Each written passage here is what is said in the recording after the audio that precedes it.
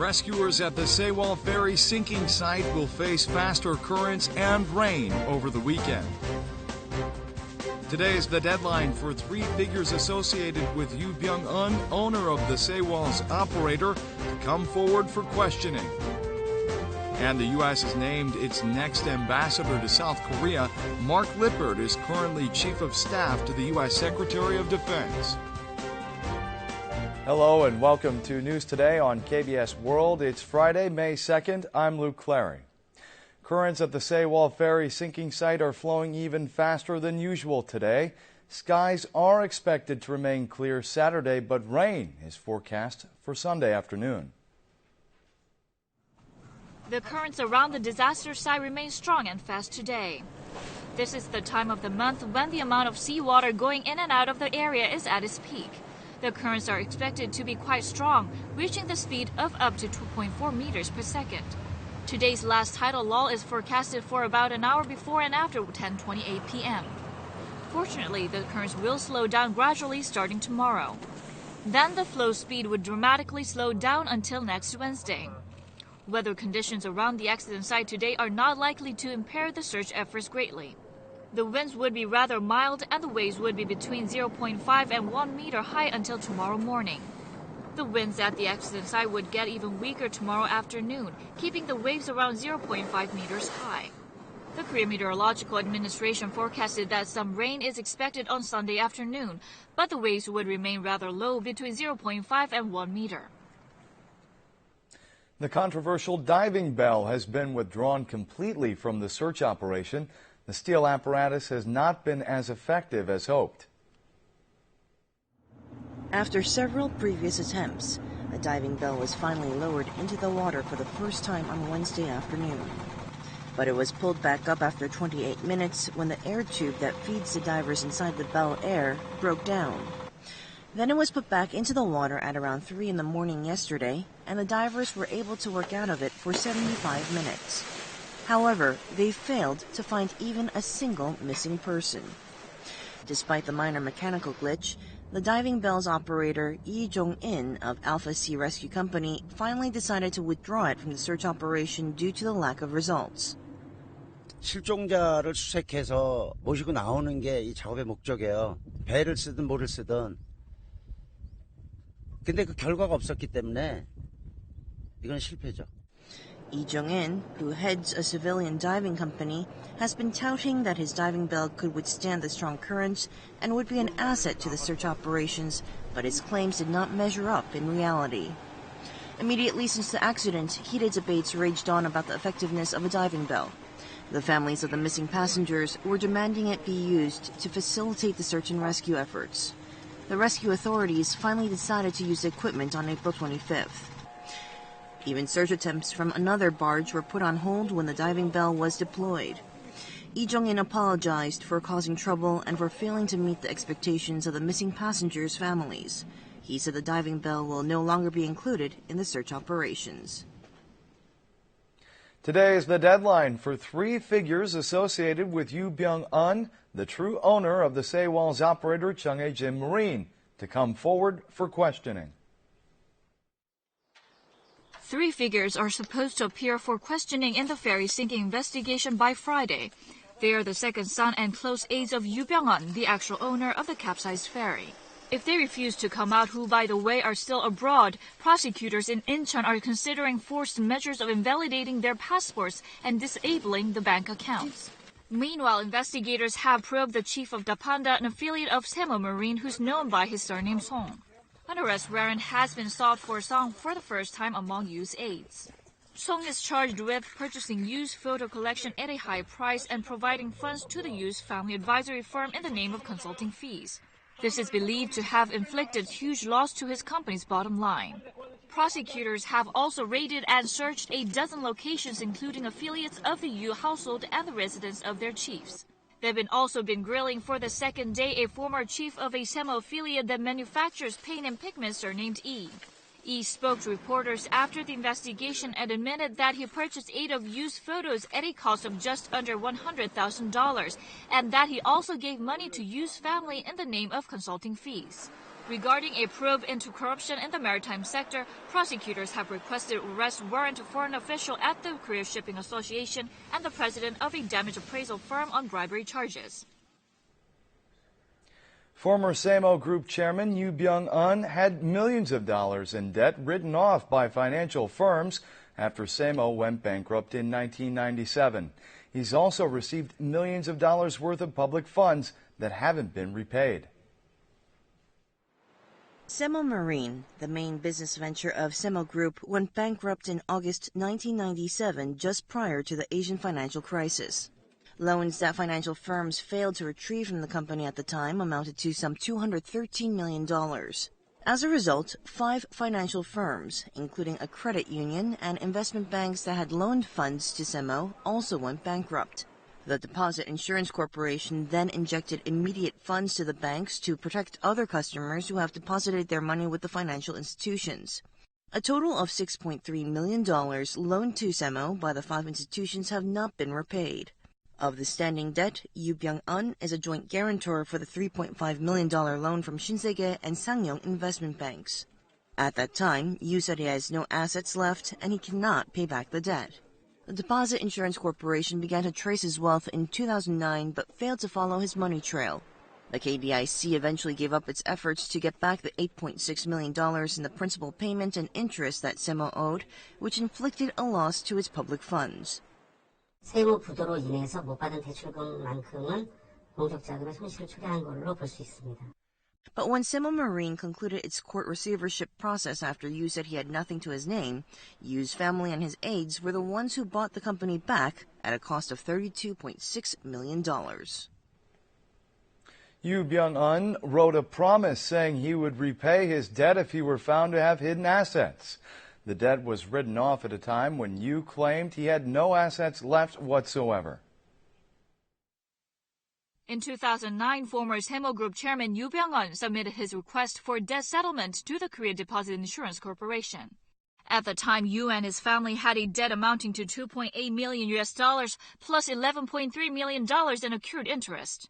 Of that, Yoo said he would pay around $630,000 and asked the authorities to write off the remaining amount. Yoo also made a precondition. He promised that he would repay the remaining debt if he was found to have hidden any assets in addition to those that he had possessed since before filing the request for debt settlement. Yoo apparently had already gotten rid of all his assets by then. The Korea Deposit Insurance Corporation is determined to find Yoo's hidden assets and make him repay his outstanding debt.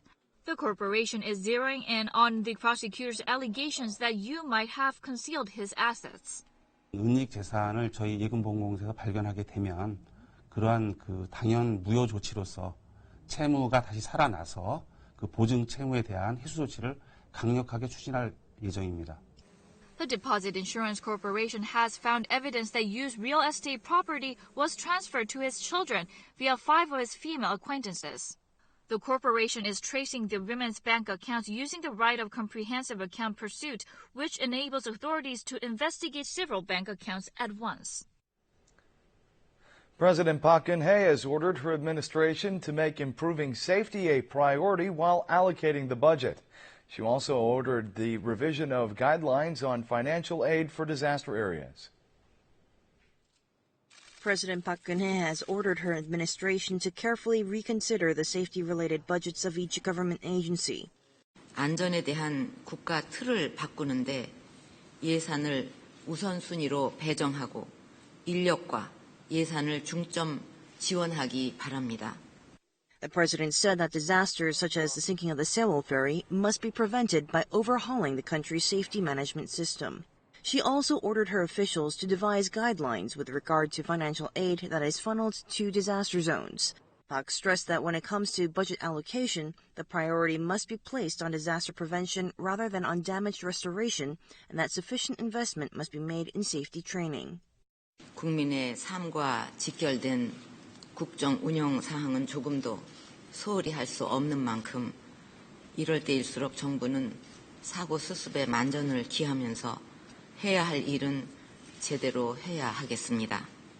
Park also called for preventing the squandering of the national budget. As an example, she mentioned the parents of the late high school student Jung Cha-ung, who died in the Sewol disaster. Park said they held their son's funeral in a frugal way because the money they received for the funeral came from the people's tax money. The president ordered her administration to expand the nation's safety-related budget and hire top experts and experienced professionals to work for the newly established National Safety Agency. The ferry disaster was the tragic product of overall mismanagement in the government disaster response system. The National Assembly is not free from blame.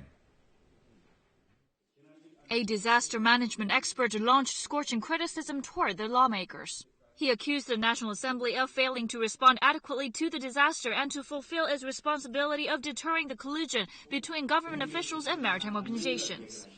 연말에 뭡니까? 국정조사입니까?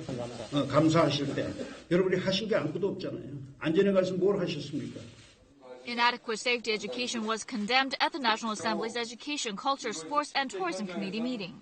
입시 교육에 초점을 맞추다 보니까 안전교육은 아예 하지를 못했습니다. 이렇게 말씀하셨는 게 국민들 앞에도 솔직한. Education Minister Son Nam-soo's inappropriate behaviors were also criticized. 사고 당일날 장비, 약품 이거 치우고 컵라면 드신 장면, 또 장례식장에 가서 의전을 수용원들이 요구하는 그런 무한한 책임감을 느끼고 도저히 치유될 수 없는 상처를 얻은 가족들에게 그 사죄를 할 수 있을까? The Parliamentary Committee on Education and Culture admitted its competence and irresponsibility at the meeting and adopted a statement urging the government to design more fundamental disaster prevention measures. For residents of Daegu Island, the Sewol disaster has hit especially close to home. They know all too well the devastation a maritime accident can put on a community. Daegu Island of Jindo County is the closest island to the ferry disaster site. The lives of the 73 residents on the island have been turned upside down these days. Military troops and TV reporters are spotted all over the island. Fishermen can't seem to focus on their work. This resident rushed to the scene at the time of the accident but couldn't do a thing. The helplessness that he felt at the time still haunts him. 금방 순식간에 그냥 점점 기울더니 안 보이더라. 산소만 나오죠. 너무나 가슴이 아프죠, 애기들. The residents who are too old to work now spend their time looking out at the sea. 어떻게 해야 그 유가족에 대한 도움이 되나, 그렇죠. 이렇게 있어. A fisherman who recovered a young girl's body says he needs to drink himself to sleep. 부모 곁으로 갔다는 그 딸내미 생각을 하면은 진짜 좋은데 너무 마음이 아파요, 지금은. There's a reason why the islanders can fully relate to the heartaches of the bereaved families. 한 3년 뒤에 한 배 가면서 한 배. 병장을 입고 보니까 그 잘 못 보고서 태력을 그 유가족들이 막 울고 그 신청만 하는 게. Flares light up the night sky again. The residents of Daegu Island will once again spend their sleepless nights praying that everyone aboard the Sewol will be found. Chief of Staff to the U.S. Secretary of Defense Mark Lippert has been named the next U.S. ambassador to Korea. He's young, a close aide of President Barack Obama, and has played a key role in establishing U.S. foreign affairs and security policies in Asia. Chief of Staff to the U.S. Secretary Mark Lippert, who's tapped as U.S. ambassador to Seoul, speaks for the first time about trilateral ties between Korea, U.S., and Japan. He cited that threat by North Korea as the most pending concern and called for boosting cooperation between the three countries as a missile defense. I think we're looking forward for even more progress heading into Shangri-La, where we traditionally do a trilateral meeting at the minister level. Lippert is one of the closest aides of President Obama, as he aided him since Obama was a senator. He also previously worked as Chief of Staff for the White House National Security Council. In the Defense Department, he had also held key posts and led policy efforts focused on Asia. At age 41, Lippert may be lesser known than U.S. Ambassador to Japan Caroline Kennedy and U.S. Ambassador to China Max Baucus, who were appointed by the Obama administration. Previous U.S. ambassadors to Seoul have also been high-profile figures, such as former prime ministers, ministers, or at least higher than the vice minister level. Confirmation hearings are backed up in the U.S., and it could take more than 6 months until Senate approval on Lippert. Lippert, as the new ambassador, will facilitate Seoul's communication with the Obama administration, but it also runs the risk of getting entangled in the U.S. domestic politics. Korea will be observing a 4-day holiday starting tomorrow. Ancient royal palaces and tombs, as well as famous cultural relics, will be open to the public throughout the holiday period. 4 ancient royal palaces, Gyeongbokgung, Changdeokgung, Changgyeonggung, and Doksugung, will be open to the public on Saturday until Tuesday, which is a holiday period in Korea. Other major cultural relics will also be open during the holiday period. They include the Jongmyo Shrine, the royal tombs of the Joseon Dynasty, the Hyuncheongsa Shrine in Asan, South Chungcheong Province, and King Sejong's tomb in Yeoju, Gyeonggi Province. These sites are usually closed on Mondays or Tuesdays, but during the upcoming holiday period, they will be open for Children's Day and Buddha's birthday. On Children's Day, families with children in elementary school and younger will be allowed into the facilities free of charge. Gyeongbokgung and Changgyeonggung palaces are usually open until late in the evening during the spring. However, on May 5th, Changgyeonggung Palace will only be open during the daytime, and on May 6th, Gyeongbokgung Palace will close for the evening. As for Doksugung Palace, it will be open until 9 p.m. as usual. The National Palace Museum of Korea, which is holding exhibitions these days, will be open until 10 p.m. through May 12th. Admission is free. And now we'll take a look at the markets, followed by the world weather.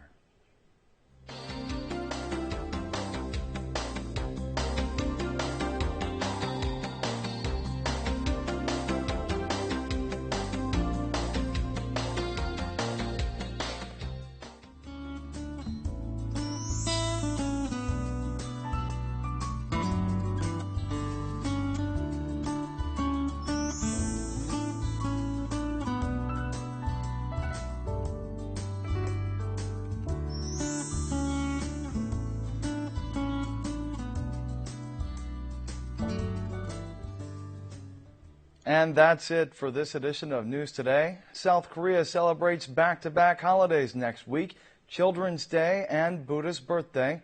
So we'll see you again on Wednesday. Have a great day.